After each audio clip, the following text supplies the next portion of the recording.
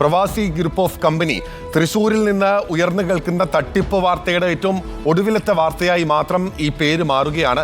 തുടർച്ചയായി പല തട്ടിപ്പുകളുടെയും കഥ തൃശ്ശൂരിൽ നിന്ന് കേട്ടിരുന്നു. കേരളത്തിലെ തന്നെ ഏറ്റവും വലിയ നിക്ഷേപ തട്ടിപ്പുകളിൽ ഒന്നായി പറഞ്ഞിരുന്ന ഹൈറിച്ച് ഉൾപ്പെടെ തൃശ്ശൂരിൽ നിന്നാണ് മുഴങ്ങിക്കേട്ടത്. ഇപ്പോൾ ഈ കമ്പനിക്കെതിരെ ഉയരുന്ന പരാതി എന്തൊക്കെയാണ്, അതിന്റെ വസ്തുത എത്രത്തോളം, പോലീസ് എന്തുകൊണ്ട് നടപടി എടുക്കുന്നില്ല Jason? Vinil, very good morning. നേരത്തെ സൂചിപ്പിച്ച പോലെ തന്നെ തൃശ്ശൂർ സാമ്പത്തിക തട്ടിപ്പിൻ്റെ ഒരു കേന്ദ്രം കൂടിയാവുകയാണ്. ആദ്യമായി ചിട്ടി കമ്പനി ആരംഭിച്ചത് തൃശ്ശൂരിൽ നിന്നാണ്. അന്നു മുതൽ തുടങ്ങിയ ചെറുതും വലുതുമായ തട്ടിപ്പുകൾ അതിൻ്റെ ഏറ്റവും മൂർധന്യാവസ്ഥയിലേക്ക് എത്തി എന്നതാണ് എടുത്തു പറയേണ്ട ഏറ്റവും പ്രധാനപ്പെട്ട കാര്യം. തൃശ്ശൂരിൽ നേരത്തെ ബിനിൽ പറഞ്ഞതുപോലെ ഹൈറിച്ച് തട്ടിപ്പ് ഏറ്റവും അവസാനത്തെ തട്ടിപ്പുകളിലൊന്നാണ്. കോടിക്കണക്കിന് രൂപയാണ് നിക്ഷേപകർക്ക് നഷ്ടപ്പെട്ടത്. അതിനു മുമ്പ് നിരവധി തട്ടിപ്പുകൾ, ആഴ്ചയിൽ 2-3 തട്ടിപ്പ്, സാമ്പത്തിക തട്ടിപ്പുകൾ റിപ്പോർട്ട് ചെയ്യുന്ന സ്ഥിതി തൃശ്ശൂരിൽ നിന്നുണ്ടായിരുന്നു. അതിൻ്റെ ഒടുവിലത്തെ കണ്ണിയാണ് പ്രവാസി ഗ്രൂപ്പ് ഓഫ് കമ്പനീസ് എന്ന പേരിൽ തുടങ്ങിയൊരു സ്ഥാപനം തട്ടിപ്പ് നടത്തിയെന്നതാണ് നിക്ഷേപകർ പരാതിപ്പെടുന്നത്.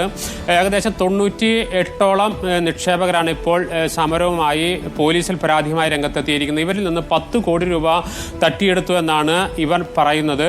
അതോടൊപ്പം തന്നെ 2017 മുതലാണ് നിക്ഷേപം സ്വീകരിച്ചുകൊണ്ടുള്ള പരിപാടിയിലേക്ക് ഇവർ കടക്കുന്നത്. അതിനു മുൻപ് ചിട്ടിയും അതുപോലെ തന്നെ ഡെപ്പോസിറ്റ്, അതോടൊപ്പം ഈ ടൂറിസം പരിപാടികൾ ഇതെല്ലാം നടത്തിക്കൊണ്ടിരുന്ന സ്ഥാപനമായിരുന്നു. 2005 മുതൽ നടത്തിക്കൊണ്ടിരുന്നു. അന്നൊന്നും പ്രശ്നങ്ങളൊന്നും ഉണ്ടായിരുന്നില്ല. 2017 മുതൽ നിക്ഷേപം സ്വീകരിക്കുകയും പിന്നീട് അതിന് വലിയ പലിശ വാഗ്ദാനം ചെയ്യുന്നു. 12% പലിശയാണ് ഇപ്പോൾ വാഗ്ദാനം ചെയ്തിരിക്കുന്നത്.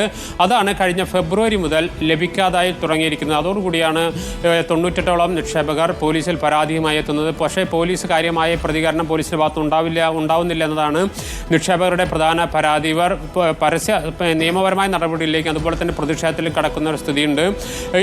ഇതൊരു അവസാനത്തെ തട്ടിപ്പ് വാർത്തയാകാൻ സാധ്യത ഇല്ല എന്ന് തന്നെയാണ് നമ്മൾ വിശ്വസിക്കുന്നത്. അങ്ങനെ അവസാനത്തെ വാർത്തയാവട്ടെ എന്ന് നാം കരുതുമ്പോൾ പോലും സാമ്പത്തിക തട്ടിപ്പ് എത്രയൊക്കെ നടത്തിയാലും പിടിക്കപ്പെട്ടാലും വീണ്ടും അത്തരം സാമ്പത്തിക തട്ടിപ്പുകളിലേക്ക് നിക്ഷേപകർ ചെന്ന് വീഴുന്ന ഒരു സാഹചര്യം പൊതുവെ ഉണ്ട്. അത് ഏറ്റവും അധികം ഉള്ള സ്ഥലങ്ങളിൽ ഒന്ന് തൃശ്ശൂരായി മാറുന്നു എന്ന് നമുക്ക് പറയേണ്ടി വരും. അതിനുള്ള കാരണം അടുത്ത കാലങ്ങളിലായി നിരവധി സാമ്പത്തിക തട്ടിപ്പ് കേസുകളാണ് തൃശ്ശൂരിൽ നിന്ന് റിപ്പോർട്ട് ചെയ്യപ്പെട്ടിരിക്കുന്നത്.